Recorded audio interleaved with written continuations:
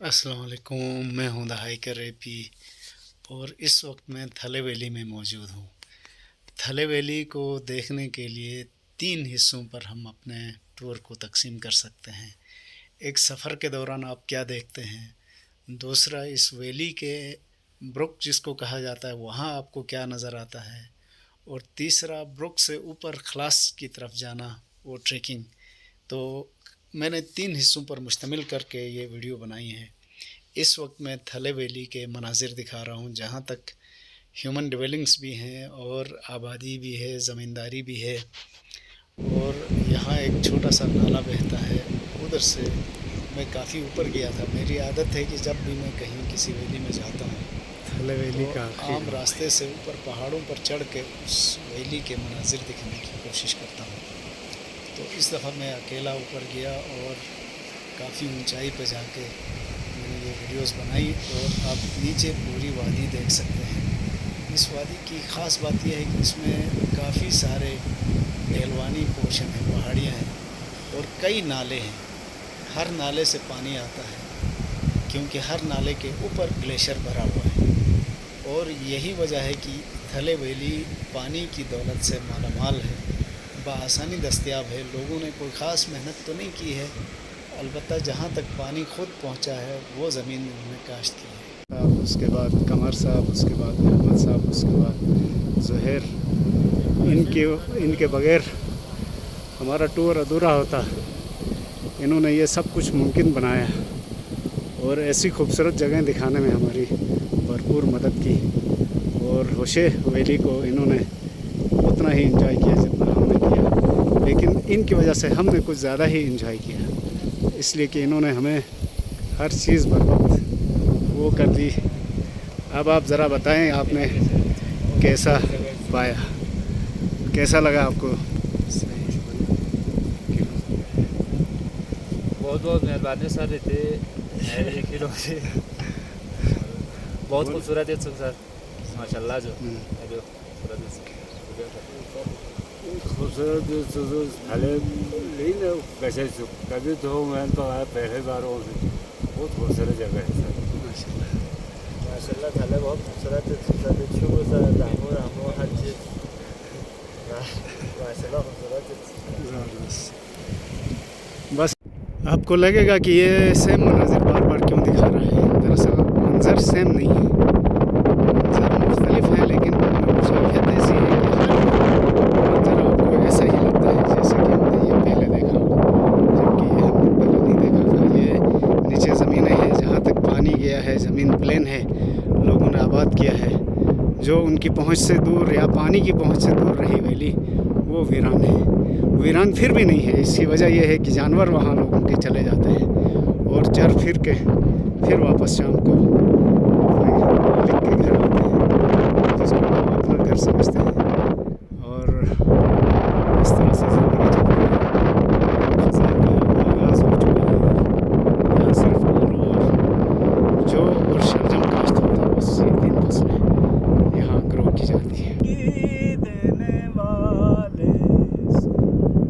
यहाँ आकर मैंने गुनगुनाने की कोशिश की, लेकिन आवाज़ ही नहीं निकल रही थी।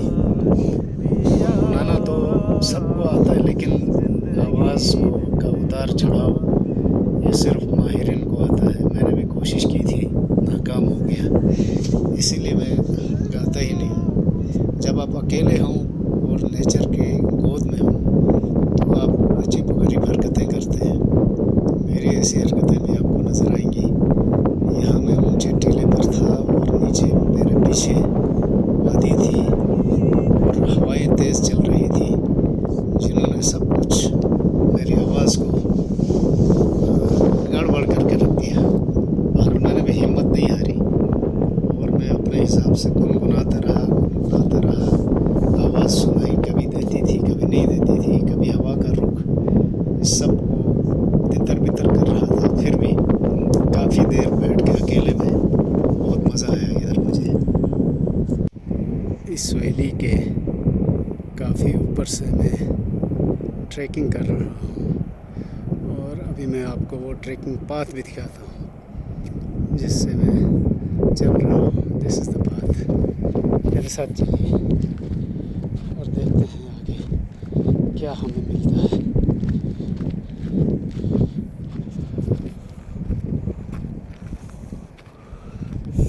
ये पहाड़ों के फोल्ड्स हैं, हर फोल्ड के पीछे कुछ और नज़र आता है, फिर आपका जी जाता है यार और थोड़ा आगे जाते हैं, देखते हैं क्या है। वो मंज़र नया हो जाता है और इस तरह से आप चलते रहते हैं। बहुत सारे मेरे व्यूअर्स को ये लगता है कि मैं अपने आप को नहीं दिखाता, मैं शर्मिला हूँ भाई, मैं क्या करूँ, मनाज़िर देख लो ना, मुझे क्या करना है। ये देखिए अभी हम कहाँ पहुँच गए। ये पड़ते हैं, ये ऊपर बहुत सारे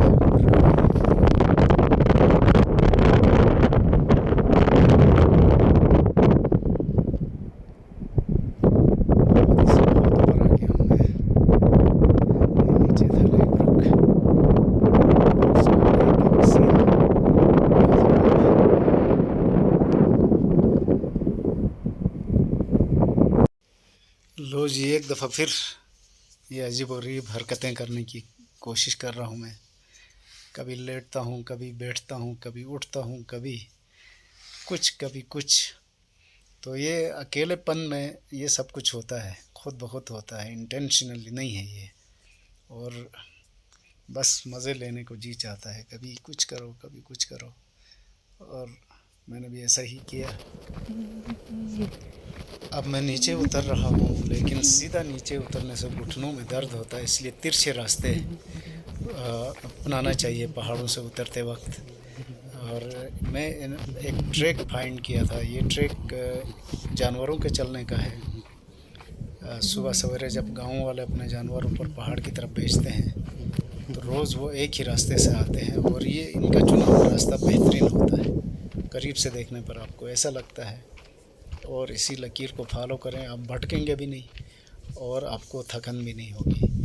ये इन मामलात में जानवर इंसान से ज़्यादा बेहतर है, क्योंकि उनका ये रूटीन है। और मैं भी एक ऐसे ही रास्ते को फॉलो करते हुए ऊपर गया था, वापस आ गया और वापस आकर फिर वही हरकतें शुरू की मैंने, जो अकेले में कोई आदमी कर सकता है। ये लाइन में लगी हुई है सब, यही है। और इसका मेरा करीब से देखें, सिया है ये, बल्ती में इसको सिया कहते हैं। और ये इसका फल है, पहले गुलाब जैसा फूल लगता है, फिर कितना फल लगा है इसमें। और ये एडिबल है। एडिबल मैं बचपन के एक्सपीरियंसेस की बुनियाद पर कह रहा हूँ। मैं अभी आपको खा के दिखाऊंगा। दूर से देखने पर ऐसा लगता है कि सुर्ख मिर्चें लगी हुई हैं, लेकिन ये मिर्चें नहीं हैं, ये बेरीज़ हैं। और अब मैं आपको एक खा के दिखाता हूँ। खाने का इसका तरीका ये है कि आप इसमें से एक बेरी को तोड़ें, निस्बतन जो आपको लगे कि ये पकी हुई है। मसलन मैं इसको तोड़ता हूँ, तोड़ने के बाद आप इसका ये जो फल है इसको ऐसे तोड़ें, यहाँ ऊपर से फल तोड़ा आपने, तोड़ के इसके अंदर बहुत सारे सीड मिलेंगे, थोड़ा सा मसल दें, मसलने के बाद सीड निकल जाएंगे। सीड बहुत डिस्टर्ब करते हैं आपको, ये देखें इसके सीड। और सीड सारे मसल लेने के बाद जब ये बिल्कुल साफ़ हो जाए तो आप इसको ऐसे खा लें।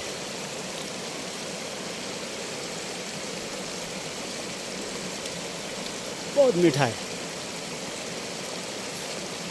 बीच में सीड सारे नहीं निकले हैं, इसलिए रिकन्फर्म करें कि सीड सारे निकल जाएं। उसके बाद अच्छी तरह साफ़ करने के बाद तो जैसे ये हो चुका है, आप इसको आराम से खा सकते हैं। और बहुत मीठा है, इसकी मिठास रास्पबेरी जैसी है। जिसने रास्पबेरी का एक्सपीरियंस किया है इसको इसकी मिठास का अंदाज़ा हो जाएगा। तो बहुत ज़्यादा फल लगा है इसमें। अभी एक और फल है, वो भी आपको दिखाता हूँ। वो भी बेरी है, लेकिन उसका जायका बचपन में तो मुझे पता था। अभी ये लीजिए दूसरी बेरी आ गई हमारे पास। ये भी जंगल में उगती है और ये अभी मुकम्मल तौर पर पका नहीं है, तो इसको भी देखते हैं कि ये किस तरह का है। इसकी बेरी बहुत छोटी है, इसका सीड बड़ा है, लेकिन आपको सीड निकालने की ज़रूरत नहीं है, इसको ऐसे ही आप खा सकते हैं। ये देखिए, बस आपको जज करना है कि पका है कि नहीं है। पक गया है तो आप इसको आराम से डायरेक्ट मुंह में डालें।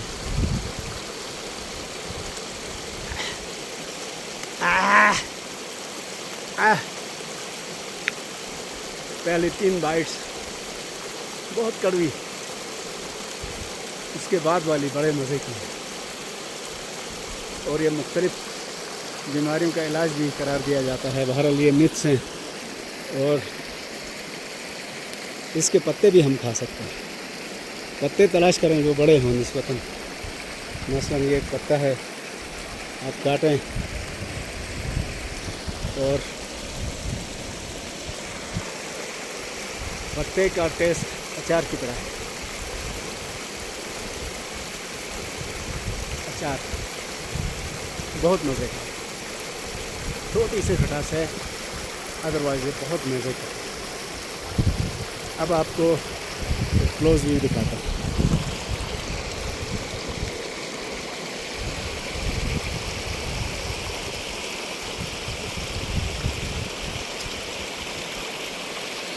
क्या खूब मंजर है, देखें, सिर्फ आसमान को देखें। रुई के गालों जैसे बादल, लेकिन ये बरसात वाले नहीं हैं। बरसात वाले काले बादल होते हैं। ये इसको नेमत समझा जाता है गर्मियों में, इसलिए कि इससे साया होता है, लेकिन बारिश नहीं होती है। गिलगित बल्तिस्तान में बारिशों से लोग डरते हैं, इसलिए कि ये तूफ़ान का सबब बनते हैं। वालेकुम सर, मेरा नाम साजिद अली है। मैं थले चुंडू से ताल्लुक़ रखता हूँ। इस गर्जन होटल का ओनर है। अच्छा, आप कब से चला रहे हैं ये होटल? 5-6 साल हो गए सर। अच्छा, किस सीज़न में यहाँ टूरिस्ट ज़्यादा आते हैं? ये जून जुलाई में आते हैं सर। अच्छा, सही। और आपका फ़ोन नंबर है कि नहीं है? मेरा फ़ोन नंबर है सर। हाँ, वो ज़रा बता दें ताकि अगर कोई आगे। 3355454717 सर। अच्छा, कोई भी आए तो इधर होटल्स दस्तयाब हैं, और हमें पता नहीं था तो हम अपना टेंट और पता नहीं क्या क्या लेकर आए थे। इधर आके पछतावा हुआ कि हमने ये क्यों लाया। यहाँ सब कुछ दस्तयाब है। होटल्स कब तक खुला रहता है ये होटल आपका? ये 24 घंटा खुला रहता है। 24 घंटा। मतलब सीज़न में कब से शुरू होता है? सीज़न में जून की पहले में सर। अच्छा, जून पहली से सितंबर तक। के आखिर तक। जून पहले से सितंबर के आखिर तक ये होटल खुला रहता है। समझे, आपकी ज़रूरत की हर चीज़ यहाँ बआसानी दस्तयाब है, तो इधर उधर भटकने के बजाय आप सीधा इधर आ जाएं और इस वैली को एंजॉय करें। कितनी खूबसूरत वैली है, और ये आखिरी सेटलमेंट आप कह सकते हैं। और आखिरी इसलिए कह रहा हूँ कि यहाँ से आबादी ख़त्म हो जाती है इस वैली के बाद, फिर वो घूमने फिरने के लिए आगे जगह मौजूद है, और वहाँ ट्रैकिंग हाइकिंग जो भी करें। बहुत शुक्रिया भाई, thank you very much. Thank you. अल्लाह हाफिज़। और अंदर भी इंतज़ाम है शायद।